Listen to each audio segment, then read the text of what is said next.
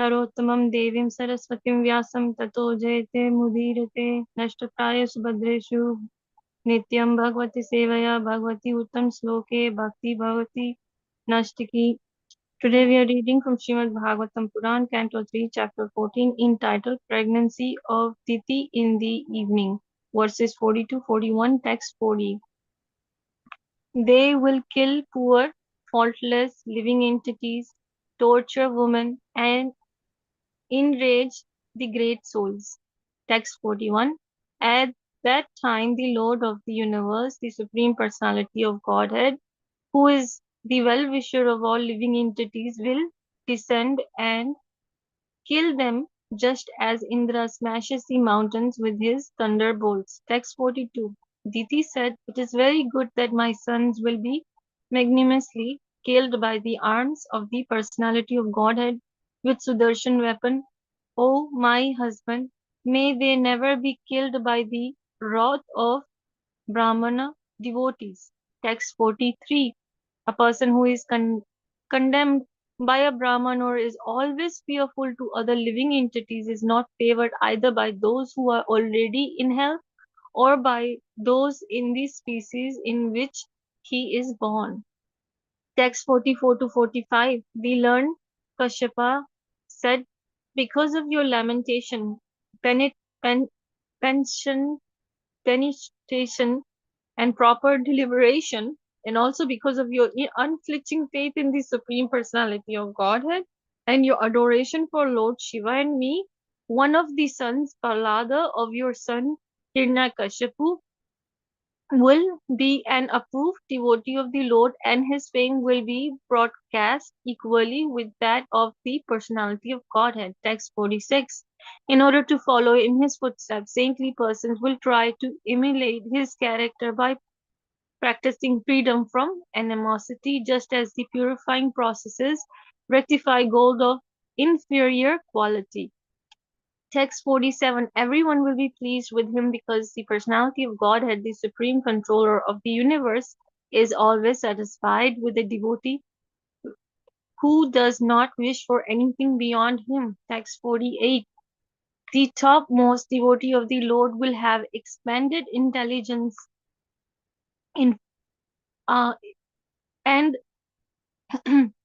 expanded influence and will be the greatest of the great souls. Due to mature devotional service, he will certainly be situated in transcendental ecstasy and will enter the spiritual sky after quitting this material world. Text 49. He will be virtuously qualified, reservoir of all good qualities. He will be jolly and happy in others' happiness, distressed in others' distress, and will have no enemies. He will be a destroyer of the lamentation of all the universes, like the pleasure moon after the summer sun. Text 50. Your grandson will be able to see inside and outside the Supreme Personality of Godhead, whose wife is the beautiful goddess of fortune. The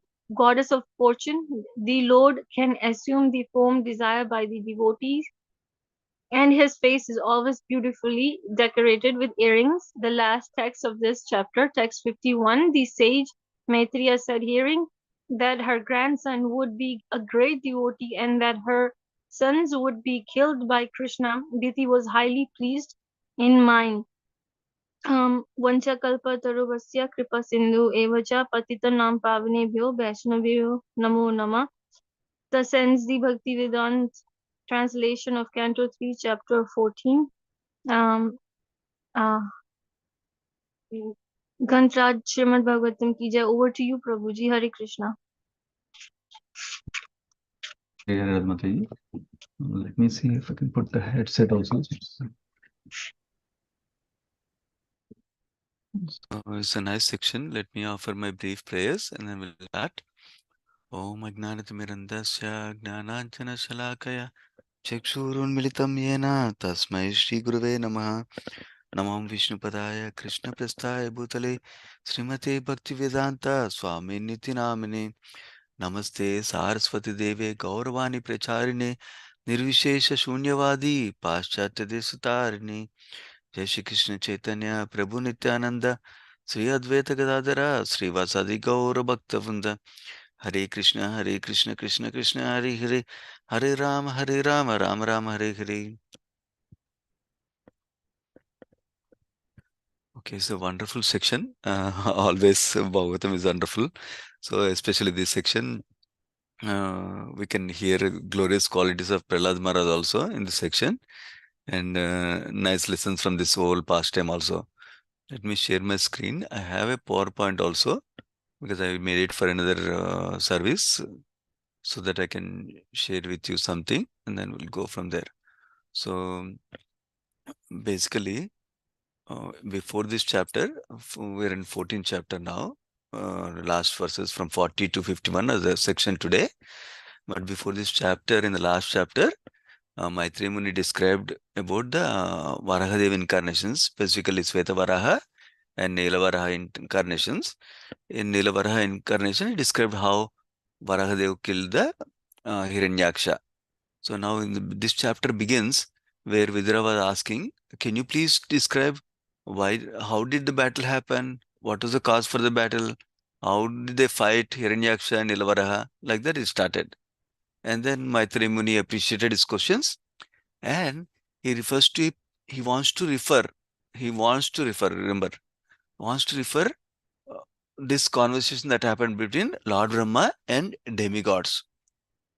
Meaning, when demigods asked Brahma some time ago, Brahma answered this question. Why did the Hiranyaksha and Nilavaraha fight, and how did they fight, like that? So he's referring to that he's about to refer to that conversation. In referring to that conversation, he wants to tell why did they talk first of all? Why did they meet? Brahma and demigods, why did they meet? So that is the context he's giving now in this chapter.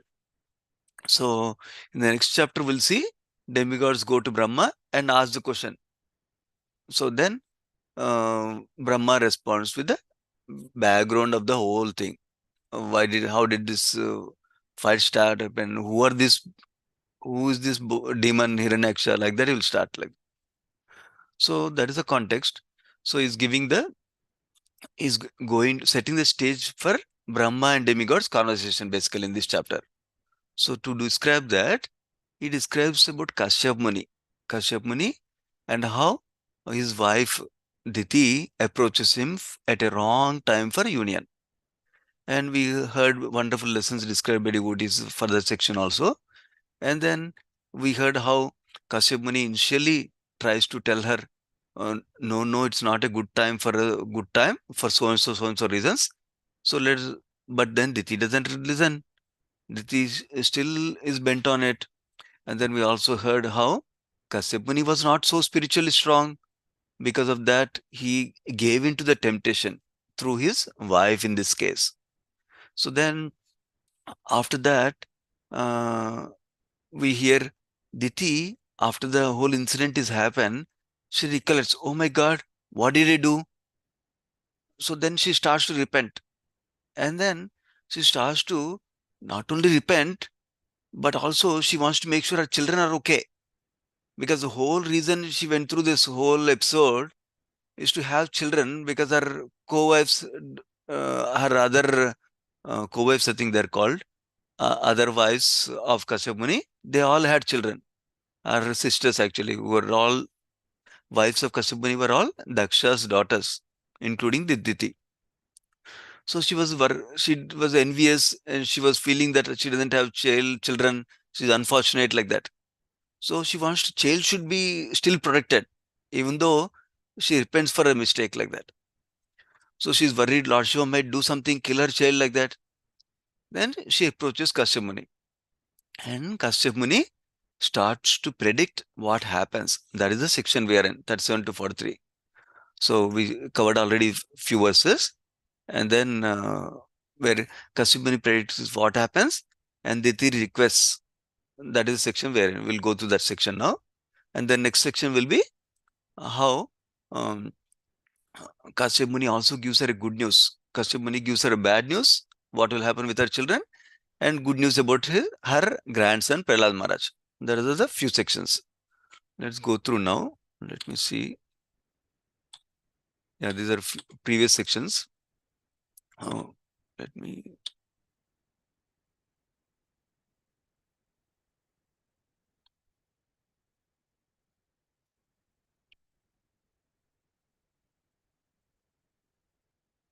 Yeah, one of the lesson we learned from the previous section is, even though Kashyap Muni knows what is good, what is wrong, but he could not control himself.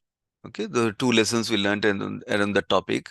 One was that that's already highlighted by other devotees who shared that section, which is unlike Haridas Thakur, he was not a devotee, so he could not control his senses at the right moment. That is one lesson we already heard. And the lesson also we can take from this section is just people don't make mistakes just because of ignorance. That means not because they don't know what is good. Sometimes we as practicing devotees, we know what is the right thing, but we still do the mistakes. Like in this case, temptation for sense gratification. We know sense gratification is not good for us because that will distract us from our goal of life. It will only lead to suffering, but we still sometimes we give into temptation. So, but by developing proper bhakti and by doing proper sadhana regularly, actually it can act like armor for us. Then we don't get into temptations of sense gratification. For example, commonly this example is given. Oh, my daughter was telling. Gopal Hari Prabhu was giving this nice example, it seems, that when when somebody has a nice breakfast in the morning, then when they go out, they're not looking for where can I get some food, where can I get some food.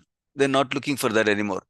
Similarly, when we do nice sadhana in the morning, then we're not giving into other kinds of enjoyment temptations like that. So that's a sadhaka understanding that we take priority in our sadhana every day morning. That is number one. And number two, we also uh, move in the right environment, so that the environment should not be environment of temptations. Environment should be environment of goodness, environment of devotional practices. Like that, we'll choose as much as we can. Of course, when we go to office, we cannot avoid the environment like that. But still, we can be insulated because of strong sadhana in the morning. And then not engaging in frivolous conversation or prajalpa like that. That way, we can stay protected. And now going back to this section, we already heard a couple of verses. Let me go to the section so that way from 37th in the book also. So, yeah, Maitri Muni, basically, we heard about how, uh, yeah, Maitri Muni said that in the 37th verse, she wanted to make sure her children are safe, even though she's repenting for a mistake. That was the 37th verse. Then 38th verse onwards, Kashyap Muni is speaking how everything will be inauspicious because of these reasons. These are already covered in the previous verse. I'm just revising for us quickly. So, first is our mind was polluted, and defilement of time is wrong time. Remember, we have to do, we have to, as practicing devotees, we put emphasis for regulation and discipline, doing things at a particular time for the right quantity of time also, at least. That means we have a quota of minimum number of fixed rounds every day, or quota of reading, quota of hearing every day. So we do appropriate time, appropriate things. Not every day we get up in the morning, then we think what is happening in the stock market. Not like that. We do what is early morning time is sadhana time like that. And then negligence of directions of superior, in this case, spiritual master. In this case, Kashyap Muni is also acting like a not only husband, but also her spiritual master. She neglected her directions. And then apathy towards demigods. This is referring to Lord Shiva, for example. He told Lord Shiva is moving this time. He has three eyes. Don't think that he cannot see. And don't think you are your sister's husband. So he will leave you alone. No, he's very strict. He's very equal to everybody, like that. That's why it will result to inauspicious results, he's telling. In the 39th verse, we heard, uh, yeah, there will be two contemptuous sons, two demoniac sons will be born. And what will they do? they'll not only create problems for you, they'll constantly afflict the three worlds. So that is where the 39th verse ended. And today's verse, 40th verse, continues from there. Basically, what is the inauspiciousness created due to this bad behavior at an inappropriate time, neglecting the directions of superior and spiritual master. So he says, what do those demonic sons do? How do they afflict the three worlds? They'll kill innocent and sinless living entities. So if you notice, uh, causing harm itself is bad. Causing harm to others is bad. But causing harm to defenseless creatures, uh, creatures or living beings who are weaker sections of society, that's even more worse. That is what he's talking about, innocent and sinless living entities. So Prabhupada talks about animals because they cannot defend from humans. Humans have some sophisticated technology now to catch hold of them, to kill them, to exploit them like that. So such innocent creatures are meant to be protected by us, not exploited by us. So, but they instead cause harm to that innocent creatures also. Number one, why they're sinless? Animals are sinless because we hear in the evolution of karma, the animals, birds, living entities below human beings, they don't accrue new karma. That means because they act according to their nature in that particular body they're situated. For example, tiger cannot drink milk, cannot eat vegetables and live. Tigers need to kill and eat meat. So for them, there's no karma creation. New karma is not accrued for them. No sin, new sin coming up. They're only reducing their karma as they grow in the evolution cycle of aquatics, insects, birds, animals like that to the human being. But we human beings have a great responsibility because we can accrue either positive credits or negative credits, or beyond that we have a opportunity to grow beyond positive negative karma to transcendental world of service, devotion service to Krishna. So that's what he's talking about. So they kill innocent and sinless living entities. And also they do torture women. Again, see, women are considered weaker in terms of physical strength at least. So torturing women is also not good. We know from Vedic culture, women, children, brahmanas, cows, these are very, very sacred and protected nicely, and include also old people, because old people also cannot take care of themselves nicely. So Vedic culture, Brahmanical culture emphasizes that we take care of all these kinds of living entities, but they are not taking care. That is what is the sign of demoniac society. That's what Prabhupada writes in the purport. And then, more importantly, they enrage great souls. Great souls means like saintly personalities, personalities who are practicing, who are in Krishna consciousness, especially pure devotees also. So they enrage them. Enrage them means they cause anger in them. So why do they cause anger in them? Because great souls are worried not for themselves. If somebody does something harm to them, they're not so worried. But if they see the innocent living creatures, innocent women are being affected, are being tortured, then they take pain or sorrow in themselves in that distressful situation like that. And so we need to remember this because she catches this point. Oh my God, they enrage great souls also. She catches this point very clearly because she will ask next coming verses something about it. Okay. So one of the lesson we can learn, Gauranga Darshan Prabhu talks about it, is that greater the position somebody or any of us are in, greater the responsibility and greater the impact of our mistake that we are doing. Gauranga Darshan Prabhu gives the example of Ajamila. For example, Ajamila was a simple Brahmana and he was taking care of the family, he was taking care of religious duties. But one day he happens to see uh, a, some one man and a woman uniting openly in the public like that. So that time he got deviated from that. And because of that, what happened is he only suffered. He went from a pious Brahmanical life to a sinful life, where he invited a prostitute to his home and he caused harm to his wife and his father, like that. Basically, the impact of his mistake affected himself and also his immediate family.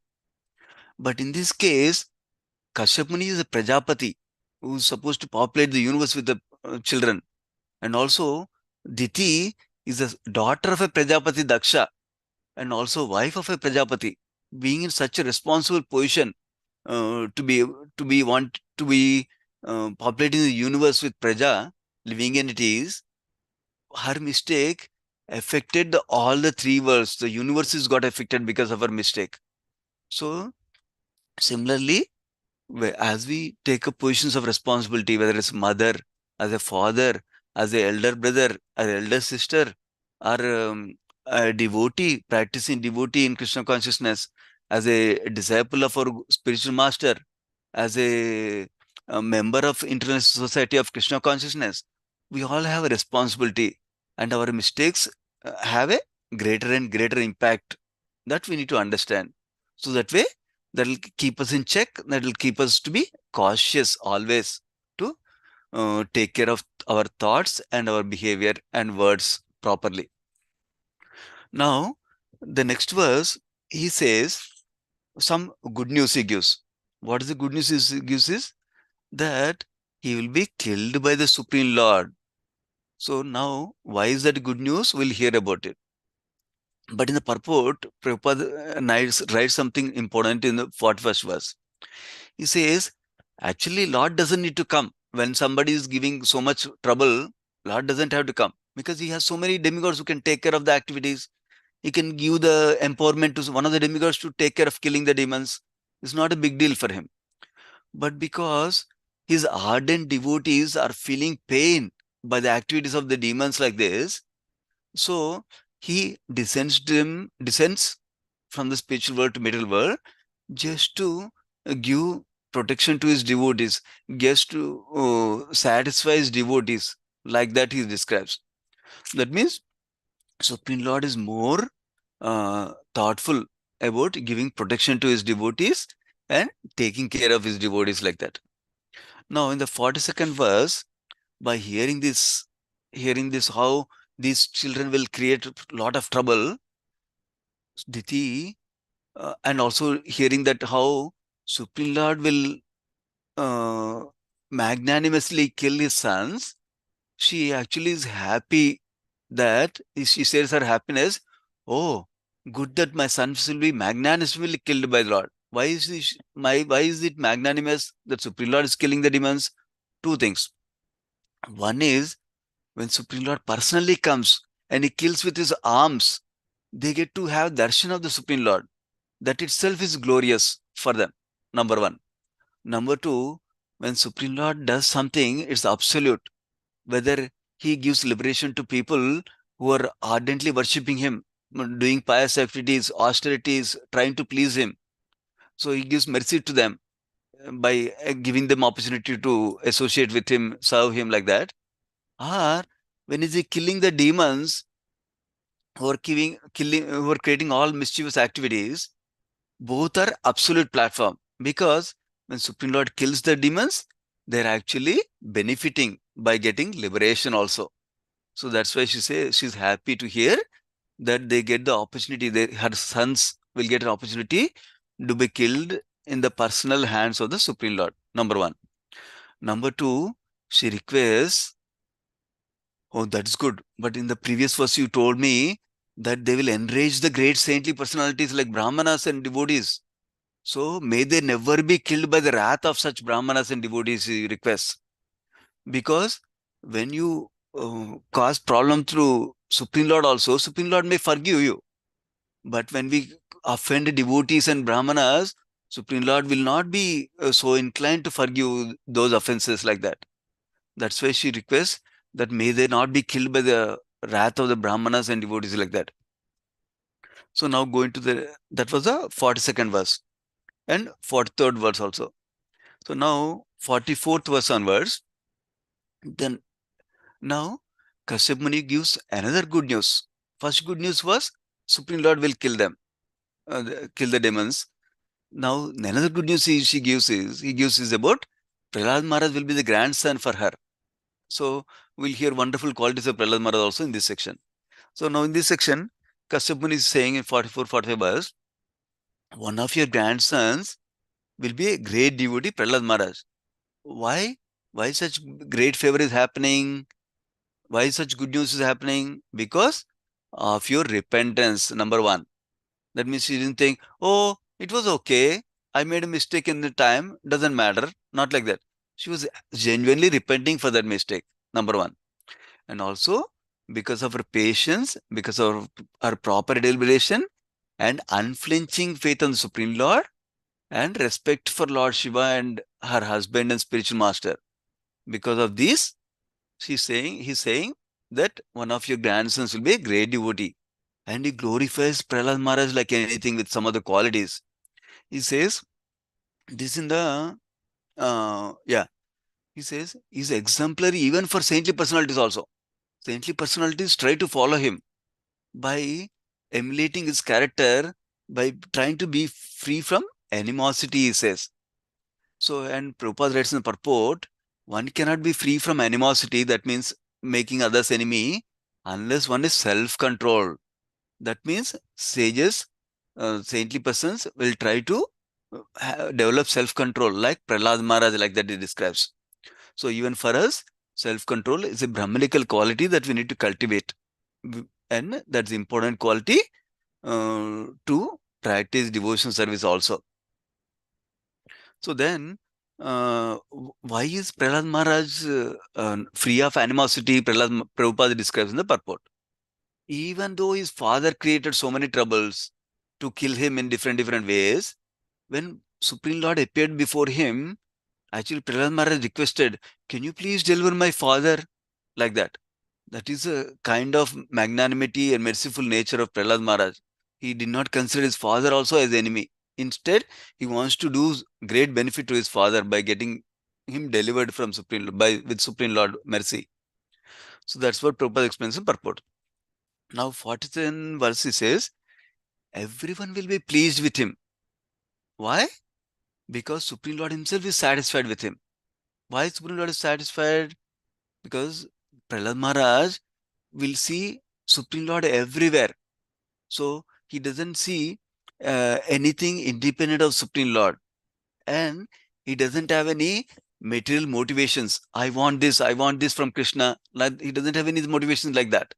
He only is considering how to serve Krishna, and his vision is fully absorbed with Krishna. So you'll see everywhere connection with Krishna only. And because of that, Supreme Lord is very pleased. And because of that, everybody else will be pleased. So secret to please everybody, which is a tendency that most of us have, is to please the Supreme Lord. Then everybody will be pleased. That doesn't mean we don't care about anybody. We take care of others, understanding that they are also Supreme Lord's children, and Supreme Lord will be pleased when we act nicely with others, cooperatively, like that. And Prabhupada says in the purport that when Supreme Lord is pleased, even a most ferocious animal becomes friendly to pure devotee of the Lord. He says there are examples of this. Of course, we hear about Raghunath Das Goswami. When he was doing his japa near Radhakund, some tigers come. But then Supreme Lord personally comes there to observe, to make sure the tigers don't disturb him like that. Tigers don't cause a harm to him like that. That's one example we know. And we know Prahlad Maharaj example personally also. So many ferocious animals, snakes, and he will try to trample under the elephant, his father, servants, but nothing could affect them because Supreme Lord is giving the protection personally like that. Now in the 40th verse, uh, other other other good qualities are being glorified.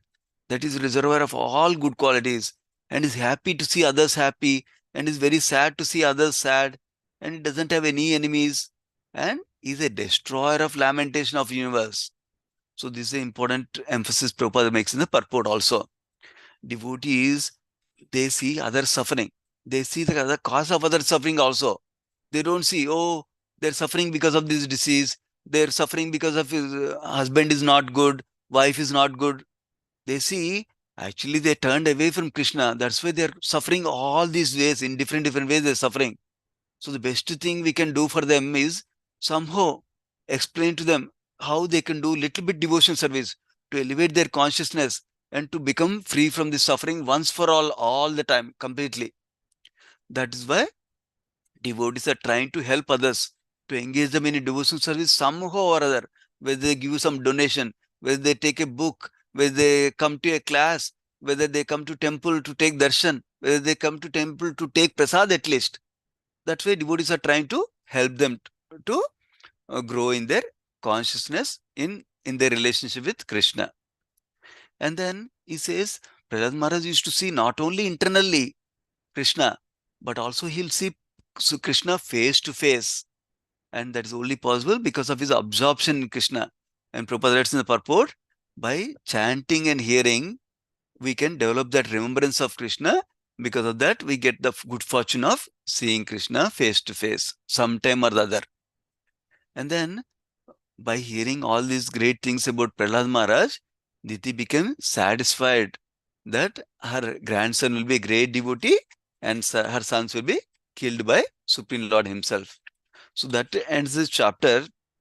Let me see if I missed anything in the last purport. Yeah. In the 50th purport, Prabhupada writes one important thing, that a pure devotee becomes attached to one of the particular forms of the Lord. Then the Lord is pleased to appear in that particular form of the Lord, like that. So basically, whatever a pure devotee gets attached to, Supreme Lord appears to him in that particular form. That's why we from Gaudiya Vaishnavas, we specifically hear more about Krishna, develop our absorption in Krishna, remembering Krishna's pastimes, like that. So that's one thing we can see from 50th verse. And 51st verse, yeah, Prabhupada is emphasizing that even killing by the Supreme Lord is an absolute platform. It'll bring beneficial results to us, like that. So like that, we heard about this pastime in this chapter. Wonderful lessons in this chapter. So we'll pause here. Srimad Bhagavatam ki jai, Srila Prabhupada ki jai. Let's offer obeisance to all the devotees of the Lord. Vancha kalpatarubhyascha kupasandubhyevacha patitanam pavanebhyo vaishnavibhyo namo namaha. Thank you so much.